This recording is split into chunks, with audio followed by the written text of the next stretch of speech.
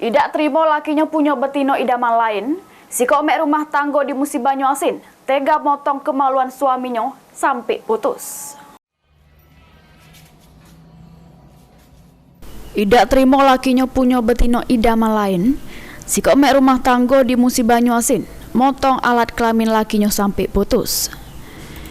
SY, warga desa Simpang Bayat Bayung Lencir Mubah, tega motong alat kelamin lakinya dewek karena merasa cemburu gara-gara lakinya yang berinisial RH punya betino idaman lain dan berniat nikah lagi.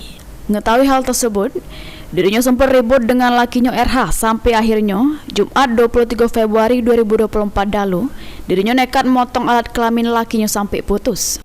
Akibat hal itu, RH harus dilarikan ke rumah sakit untuk dapat ke pertolongan medis. Sementara pelaku SY langsung melarikan diri sampai akhirnya dirinya nyerah ke diri ke Polsek Bayung Lencir pada Sabtu 2 Maret 2024 lewat. Di hadapan polisi, SY ngaku nyesel sudah melakukan hal tersebut karena terbawa emosi dan idak galak di madu. Dirinya idak nyangka rumah tangganya yang sudah dibina selama 12 tahun harus hancur pecah ini. Asal mulai tadi dia ngaku tadi? Dia ngaku menikah lagi. Terus?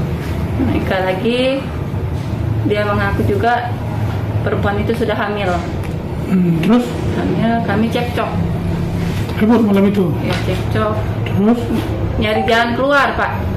Bagaimana, kan mau dibawa kemana? Dia mau memutuskan hubungan dengan saya, dia tidak mau. Mau memutuskan dengan perempuan itu, dia tidak mau. Jadi, saya tidak mau dimadu, Pak. Tidak mau dimadu. Ya nggak ada jalan keluar. Tapi cekcok lama sekitar jam 7 sampai jam 11 malam. Tiba-tiba hati saya itu terketuk. Dia ngomong seperti ini. Kalau bisa berdamai dengan dia, menerima perempuan itu.